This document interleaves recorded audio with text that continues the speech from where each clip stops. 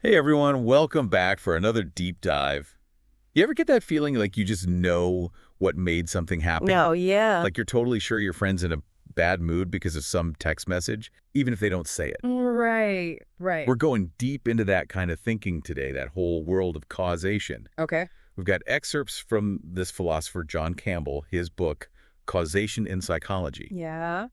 Going to unpack how our brains actually make sense of cause and effect. What makes us go, yep, that was definitely the cause. It's so wild, right? Like how we experience this cause and effect in our own lives. It feels different from how sciencey folks often talk about it. Totally. It's not like we're running experiments all the time up here, taps forehead, but we still make these really quick judgments about why things happen. Yes. And most of the time we feel pretty certain about them too. It's true. Yeah. Like, I can practically hear everyone listening thinking back to some argument where they knew W, they just knew W. Their last word was what made the other person storm off. Laughter. Yeah, yeah. John Campbell, he calls this singular causation. Mm. So it's not just that stress generally causes insomnia, which, true. It's that fight with your boss very specifically caused this specific bout of insomnia. Exactly. And that's what makes this whole thing so interesting, because the singular causation, the way we just get those one-off events, it feels different from general causation, the kind of causation we see in scientific studies and stuff. Right, right. Okay, so I'm with you. Because general causation, that's all about finding the patterns, the probability, like what usually happens over and over and over. Right. But singular causation, that's about this one specific event and this very specific consequence. Okay, so general causation is like eating a pound of uranium-235 will kill you. It's a broad truth, thankfully one that most of us will never, ever have to experience. But singular causation is that one-time thing. So how do we know it was that push to the boulder that caused that person's death? If it only happened once, how do we make that connection in our minds? And that is the mystery that Campbell is really diving into, right? And what he says is our minds use something kind of amazing to grasp those singular causal relationships. And that is imagination. Wait, hold on. Imagination. Laughter. I thought that was for, like, coming up with deep dive episode topics, not for understanding, like serious heavy stuff. Apparently not. Think about it. You see that boulder get pushed. Your mind, it doesn't just see two separate events. It starts connecting them. You might picture the force of that push, how heavy that boulder was, the tragic outcome. You're basically running a simulation up there. Taps forehead. So we're like mentally testing out the connection. We're imagining these different scenarios in our heads to see what makes sense. Exactly. And Campbell, he uses this example of Othello, right, from Shakespeare. Othello's got to convince the court that it was his words, not some kind of magic, that made Desdemona fall in love with him. Oh, right, right. So Othello, he paints this whole picture of their interactions. He's appealing to their imaginations to make them feel how his actions led to her love. So we're not just watching events. We're putting ourselves in the situation. We're using our imagination to create this link between what caused something and the effect. It's like our minds have this built-in causal sense, some intuition about cause and effect that we don't even think about. And imagination is how we, actually use that intuition to understand specific situations. Now, this is where it gets really, really interesting for me, because if our sense of causation, if it's rooted in imagination, what does that mean for all those almost human social robots that are being developed? That is a great point. And that's one of the things Campbell really hones in on. Like, imagine a social robot comforting your lonely father, right? Even if it's programmed to act empathetic, to say all the right things, there's a level on which it can't truly grasp the cause of his sadness, not the way you can. Because it can't imagine what it's like to be your dad. Yeah. To actually have lived his life, his experiences, his feelings. Exactly. The robot's working on that general causation level we talked about. Like, it might recognize patterns.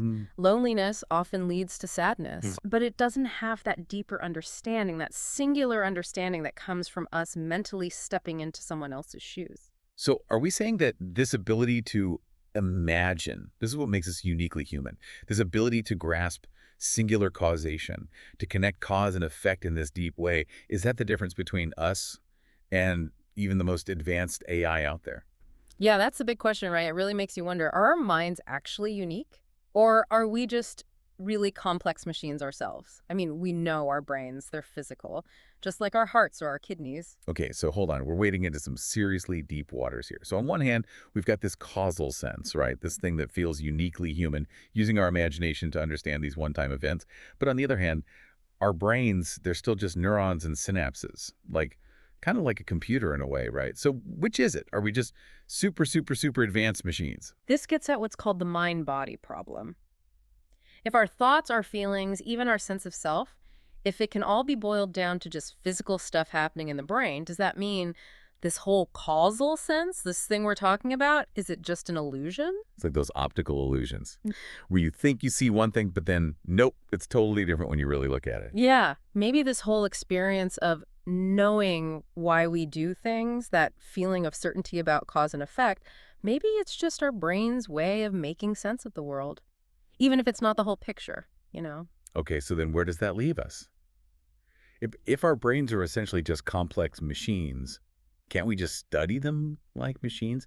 Like, what about all the research going on in neuroscience and psychology? They're looking at the physical brain all the time. That's what's so interesting. Campbell, he points out, we can study the mind scientifically, just like a physical system. Yeah. Think of those studies where scientists can actually predict, just by looking at brain activity, what picture someone's looking at. Right, yeah. It's wild. So we're making progress in understanding how the brain works, that's for sure. But does that mean we understand the mind? Like, how does imagination, this thing that feels so intangible, how does that fit in? That's the real puzzle. We can map out these neural pathways. We can see what lights up when we think about cause and effect. But that doesn't totally explain the feeling of it. You know, what it's like to actually experience it feels like we're missing a piece. So it's not enough to just have the map of the physical brain, right? Yeah. We have to know how our minds actually work, how we experience things, to really understand this causal sense. Exactly. And that includes perception. Right. Campbell uses this great example of how we learn about the connection between our beliefs and then our actions. Okay, wait, back up. How does perception play into all of this? Right. So picture this. You're in a science class, right? And you're told that mixing these two chemicals together is going to make this liquid turn red. So you have a belief based on what you've been told. Right. But then you actually see it happen. Like you perceive the liquid changing color. Oh, okay. Okay, I see where you're going with this.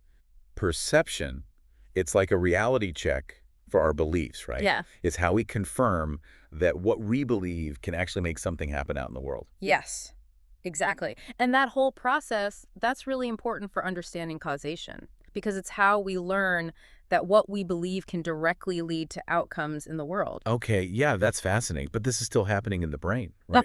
Our perceptions, aren't they just like electrical signals being interpreted? Oh, totally. But the point is, the content of those beliefs, that matters too. The fact that you believe that liquid's going to turn red, that's a mental state.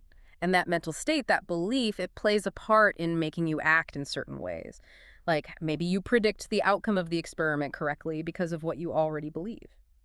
So we're talking about what makes us human, but what about animals? I mean, they experience the world, they make decisions, they even seem to understand cause and effect, at least some of the time.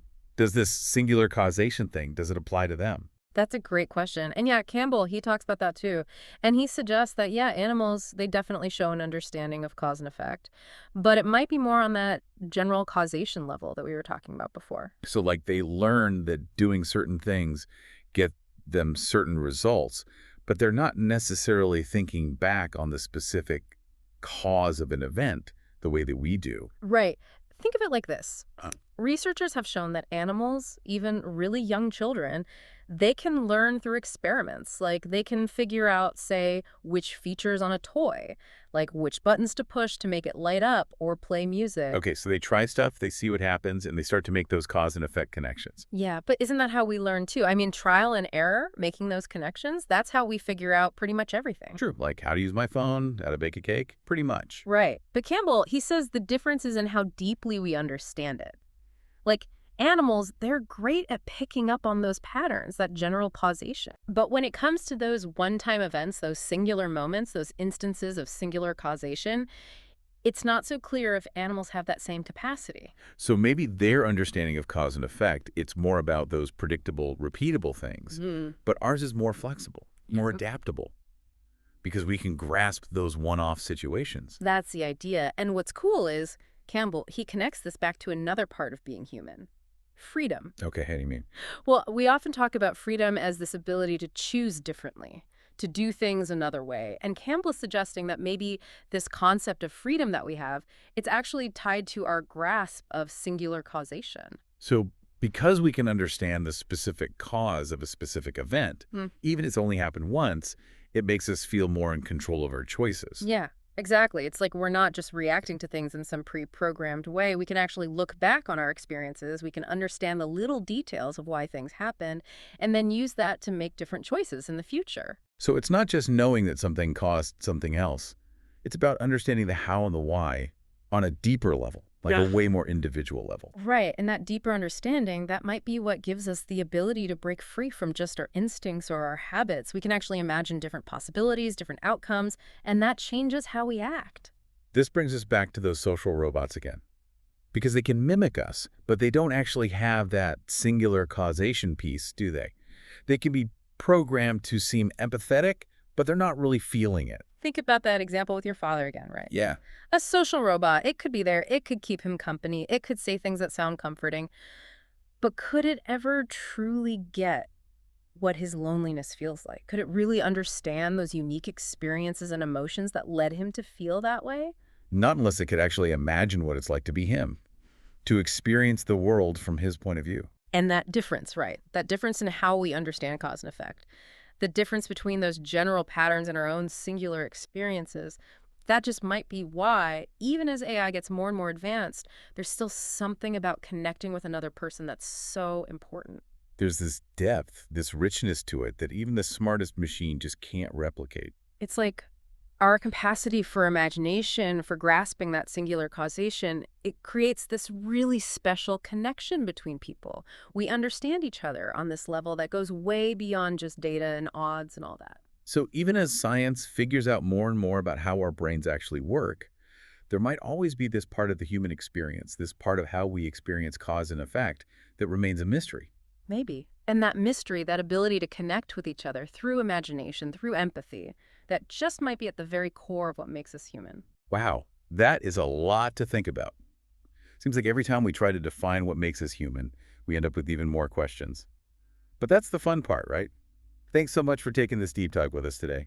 It's been a pleasure. These kinds of conversations, that's what helps us really appreciate just how complex, how incredible the human experience really is. And on that note, we'll leave you with this one last thought to ponder.